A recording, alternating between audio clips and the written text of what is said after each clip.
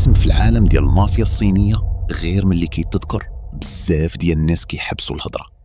راجل بدا من الزنقة ولا واحد من أخطر زعماء المافيا الصينية في العالم، سميتو تشانغ تسي كانغ، ولكن الناس كانت كتعرفو باسم بيغ سباندر، حيت كان كيصرف الملايير بلا خوف وكأن الفلوس ما عندها حتى قيمة.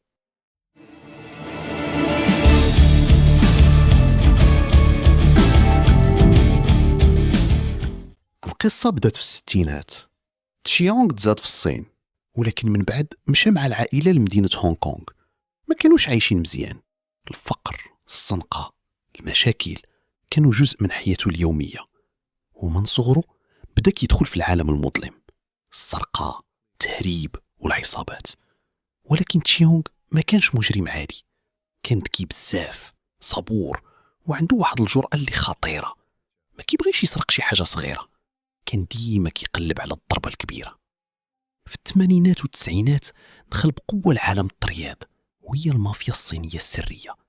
هاد التنظيمات ماشي غير عصابات ديال الزنقة، عندهم قوانين، طقوس ديال الولاء، وشبكات ديال تهريب، قمار، ابتزاز، وحتى علاقات مع رجال أعمال ومسؤولين.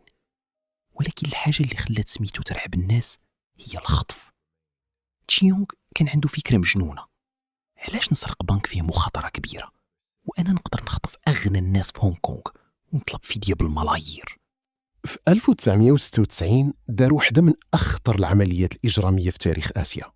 خطف ولد واحد من أغنى رجال الأعمال في هونغ كونغ، والتر كواك، اللي كان وارث إمبراطورية عقارية ضخمة. ما استعملش العنف المفرط وما خلاش الفوضى، بالعكس كان بارد الأعصاب، كيهضر بثقة، كيعرف كيفاش يضغط نفسيا وكيفاش يخلي العائلة تخلص. والنتيجة فدية خيالية كتقارب مئات الملايين ديال الدولارات، واحد من أكبر مبالغ الفدية في التاريخ الإجرامي ديال المنطقة. ومن بعد أي إنسان عادي غادي يهرب ويختفي، ولكن تشيونغ دار العكس. بدا كيبان في العلن، كيشري السيارات الفخمة، كيقامر بمبالغ خيالية، وكيصرف الفلوس قدام الناس وكأنه فوق القانون. حتى الصحافة بدات كتسميه بيغ سباندر. المشكل ملي كتولي كتآمن باللي ما كاين حتى حد يقدر يوقفك، كتبدا النهاية ديالك. النجاح خلاه يطمع أكثر.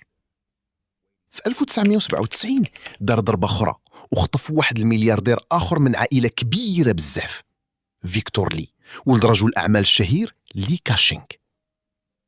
كيقولوا أنه حتى ملي تفاوض مع الأب على الفدية كان هادئ بشكل مرعب، بلا صراخ، بلا تهديدات كتيرة، غير ثقة باردة ديال واحد حس براسو مسيطر على كل شيء. وخرج مع ثروة خيالية. تشيونغ ما وقفش، بدا كيخطط لعمليات أكبر وحتى لتهريب أسلحة ومتفجرات. وهنا دار أكبر غلطة في حياته، حيت في الوقت اللي كان كيظن راسو untouchable، السلطات الصينية كانت كتراقب. في 1998 تشد في الصين بعد ما ولات التحركات ديالو كبيرة بزاف وما بقوش يقدروا يتجاهلوه. تحقيقات كشفت شبكة إجرامية ضخمة: خطف، أسلحة، متفجرات، سرقات، وعمليات منظمة معقدة. النهاية ما كانت لا هوليوودية لا رومانسية، مافيا، فلوس، نفوذ، خوف، كل شي سال بسرعة. تحاكم وتصدر عليه حكم الإعدام، وفي نفس السنة تسد الملف ديال واحد من أخطر رجال المافيا الصينية اللي رعبوا آسيا كاملة. والحاجة اللي كتخلي القصة مخيفة أكتر أنه ما كانش أقوى واحد بالسلاح، كان أقوى واحد بالعقل، الجرأة، وفهم نفسية الناس. ولكن نفس الثقة الزايدة اللي بنات الإمبراطورية ديالو هي نفسها اللي هدمتها. هاد القصة حقيقية وكتبين واحد الحاجة: في العالم ديال المافيا كاين قانون واحد فقط.